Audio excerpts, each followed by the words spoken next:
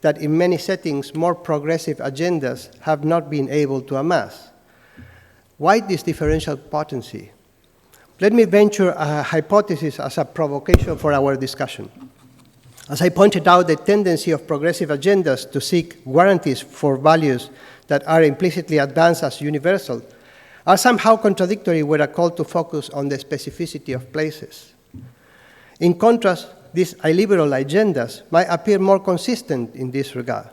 In effect, the motto many illiberals go by nowadays seems to be, we don't care how you want to live there, just don't tell us how to live here. Of course, the devil is in the detail of how the us and the here get defined by negating the uncommon that exceeds the border of their definitions. In this way, illiberal agendas mirror in reverse the impasse of progressive agendas. If these progressive agendas envision heterogeneous places with unattainable guarantees for some universal values, the illiberal envision places with likewise unattainable guarantees of purity. So here's the question I want to leave you with. Could the unattainability of a pure we and here be an opportunity to push through for emplacement? Could the impulse toward the uncommon that mobilize these illiberal agendas that are gaining so much traction be trapped, so that instead of stopping at familiar modernist figurations of re-embedding in place, it continues to push against their limits, leading to forms of emplacement perhaps more resonant with the symmetry of value that reigns in place collectives, and therefore with some aspect of our current humanist liberal values. Now, these are not rhetorical questions, but experimental ones. We do not know the answer. Indeed, embarking on such experiment towards emplacement is a risky move that requires forfeiting the certainties of the railway of the universe and putting our faith in life projects that, with their uncertainties and all, might nevertheless lead us to enact a more plausible pluribus. And I finish here. Thanks.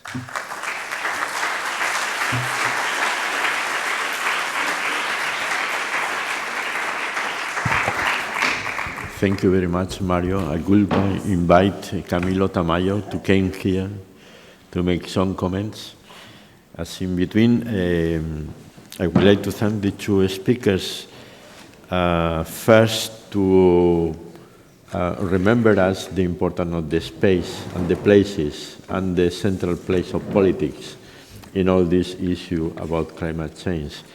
I can see some tensions between the national goals and the national measures in order to stop or to reduce or to not augment it, the consequence of the changes in climate and the global effect and consequence.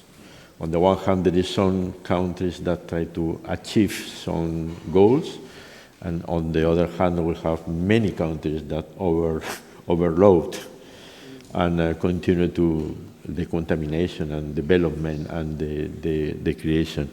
Especially important is the extractivism that Mario mentioned, because if we have to change our way of life, and that means to change economy and consumption, probably we need to extract other material, other elements, other resources, no?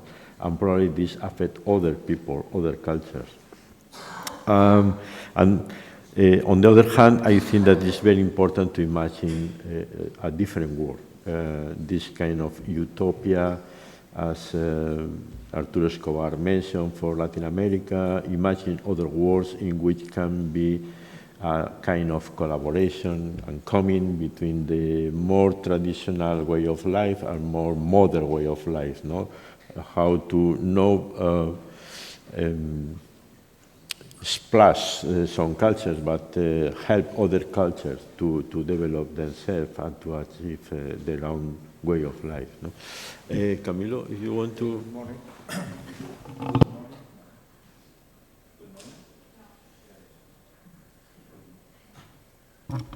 Good morning. Yeah. Good morning, everyone. Welcome to the coffee break. Sorry, no, before the coffee break. Good morning, everyone, and thank you Donatella, and thank you, Mario, for these absolutely amazing presentations. And I'm just going to facilitate some questions for you too. And of course, if you have any questions for Donatella and Mario, please just raise your hand and we can just pass the questions, or in the coffee break if you prefer, but just this.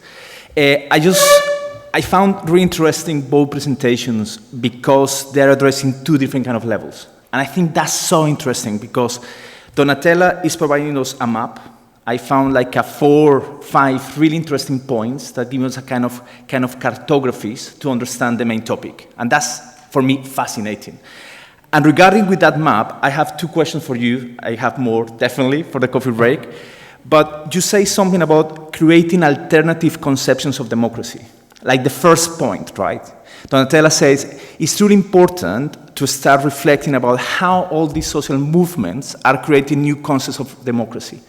And I want you just to ask if you can expand a little bit more about what kind of alternative concepts of democracy you are imagining.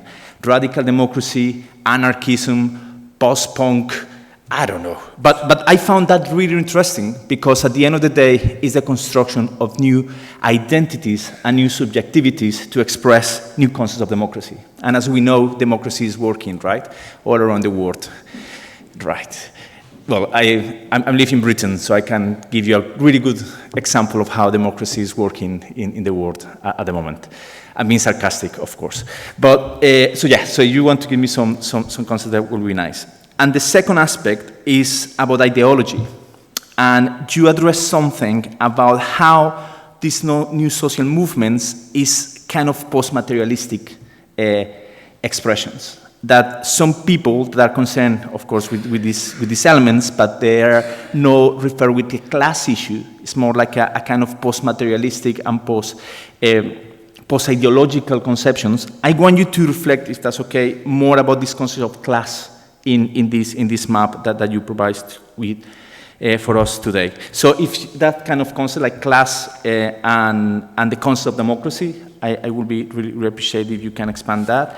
And with Mario, all this political philosophical approach was for me really interesting, and especially this issue about the reason police. Because one word that I found really interesting is posthumanism. And you are addressing a lot of concepts regarding with posthumanism and the construction of new subjectivities.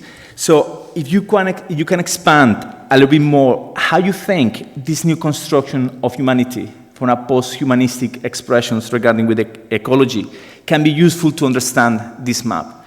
Because when you are saying all these post-humanistic approaches about the reason and the modernity, of course, you're trying to recognize new subjectivities. And especially in the global south, like indigenous communities or different expressions that are not modernity-driven, it's more like it's more subjectivity, like this concept of buen vivir and different kind of ontologies. I want you to explain a little bit more about how this can be seen. And finally, if you can expand a bit more about this concept of the specificity of places regarding with the pluriverse. Because what I found in your presentation is like a kind of, and I don't know what you think, is just still having a lot of faith in modernity. And I don't know if this concept of the pluriverse and the specificity of places are not recognizing other different kind of places that, for example, modern technology can bring, like the metaverse, right? So that again is this explosion of new realities and new constructions of reality.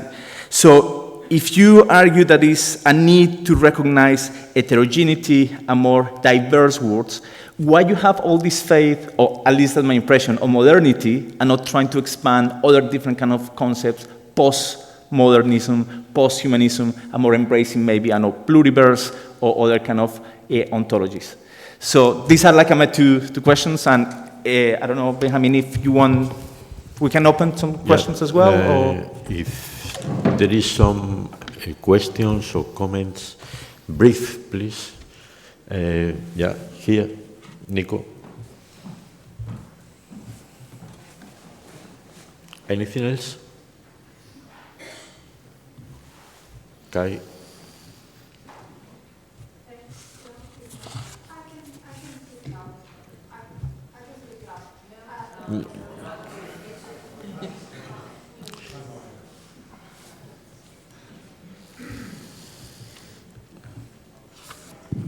Yeah, now it's working. Thank you. This is Daniela from Italy.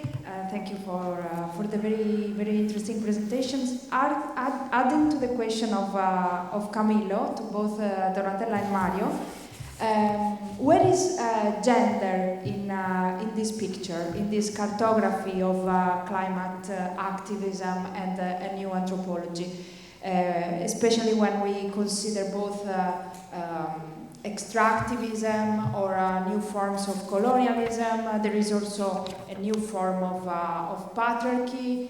So where are the gender-based subjectivities in the struggle for a future, for a just transition and a just future? So where is gender in this pluriversal reality that you were both picturing? Thank you.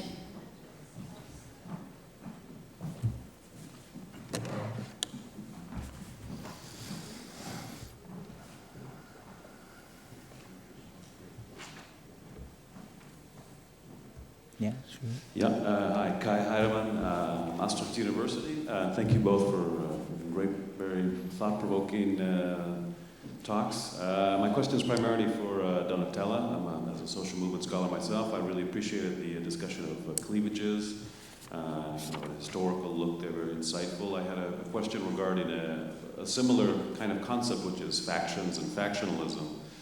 And in the study of social movements, as I'm sure you know very well, probably better than me, the idea of radical flank effects, or the ways in which different factions can influence each other.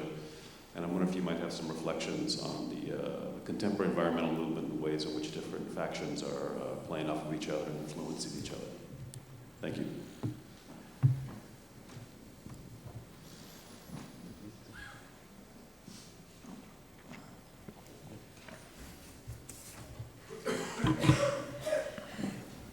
Thank you very much, Camillo, and thank you for the other questions. On alternative conceptions of democracy, one of the reactions to crisis has been in the directions of a technocratic type of government in which party politicians tend to present themselves as just the megaphone of the scientists. There's been the reactions to the health crisis and so on, and the idea that democracies has to be accountable towards knowledge. It's a bit this reasonable type of argument that only those who are certified as reasonable have a say. And I think this has been a very negative path on democracies that had already developed into what Colin Crouch called post-democracy. So already quite minimalistic with both sides, science and politics, characterized by a drop in trust and a type of difficulties to address complex problems. The alternative conceptions of democracy that I've seen developing in the global justice movement and also in these local groups is more participatory, so the ideas that knowledge and reasons are widespread in the population and that you need to involve the people. So it's also connected with the idea of the commons as most fundamental goods that need the participations of the users, the workers to be managed. And so I think it's participatory, but it moves away from the assemblary conceptions that have characterized many social movements because it recognizes the importance of exchanging knowledge, exchanging reasons, so a bit Habermasian, but critical of Habermas' ideas that there is just one good arguments and tend to recognize the values of creating spaces for encounters. And I think that in a system in which these spaces are shrinking a lot because of the criminalizations of different types of social movements and associations, these creations of multiple public spheres was Nancy Fraser's defined as subaltern public spheres in plural, so many of them, is fundamental for democratic developments that go in completely different directions than the actual I can say centralizations of decisions, reductions of accountabilities, reductions of transparency. So I think many of these movements have also an important functions in terms of making governance accountable by constructing a knowledge also on the procedures that are developed. So I think that this is, of course, always an utopian type of aspirations towards democracies in which power is kept under control, but that it is important that there is a plurality of groups in which not only voting but also constructing collective identities is important, because I think it's also a fundamental element in the re-embedding the creation of a sense of community. And I think that in this sense that there are some terms that emerged in both our thinking, like the opposing to commodifications that is perceived as the challenge, a commonifications as a creations of also a consciousness of the place. So the commons are also spaces in which people identify as belonging to. They can be perceived as more or less inclusive. They live in these tensions between embedding in claims in a knowledge of their societies and not excluding the others, but at the same time are fundamental in reconstructing collective identities that are less and less provided for by the old type of political parties and so on. And this I saw also as an effect of the mobilizations during the pandemic that couldn't go global, even though it was thinking global, but made for the re-emergence of ties at the level of the neighborhood and so on and so, and search for public spheres. I go to the second questions because I think it is also related. I think the post-materialist visions is reflected in some perceptions of the conflicts, but not in others. In Catalonia, Martínez Alier talked of environmentalism of the poor. And this also pointed many of the conflicts against extractivism or locally unwanted land uses that we were discussing. In our research, what I think emerged in most of the cases is the fact that places are no longer homogeneous spaces, but in many of these struggles, you find at the local level the migrants that, for instance, in the periphery are exploited in local agriculture as seasonal workers. You find the locals that work and study in the cities, so already connect different localities. You find those who return to the countryside because they want to develop a different type of life. So I think that also in the small localities, this attempt to reconstruct the visions that puts together an heterogeneity of inhabitants is an important element. And class, to a large extent, is also there. is class perceived as intersectionality. So also about Daniela's questions on gender.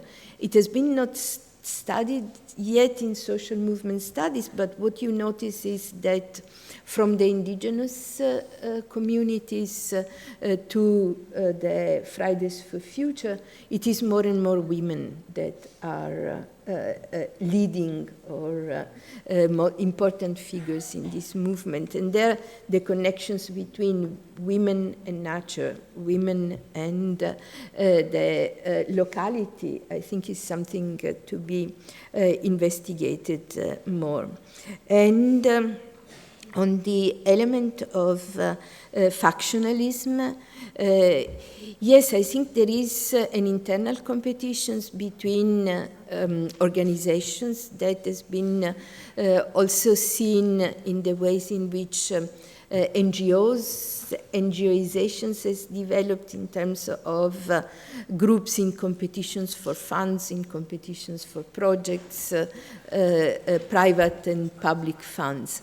But I think often in the reference to Rocanian type of cleavages, what I want to point at is the fact that it is not just organizational competition that's developed into factionalism between groups that address more or less the same type of concerns, but that more and more also the environmental movement is visibly divided also by way of addressing the traditional conflict center peripheries, the colonial type of discourse, so while in political science there have been theories that the positions on the environment was a new cleavage, I think that it is rather say an arena in which old class cleavages, center periphery cleavages, rural countryside, play a role and locate the organizations in different points in the context. But all important questions to reflect upon in the next conference as well. I'm not going to be able to address.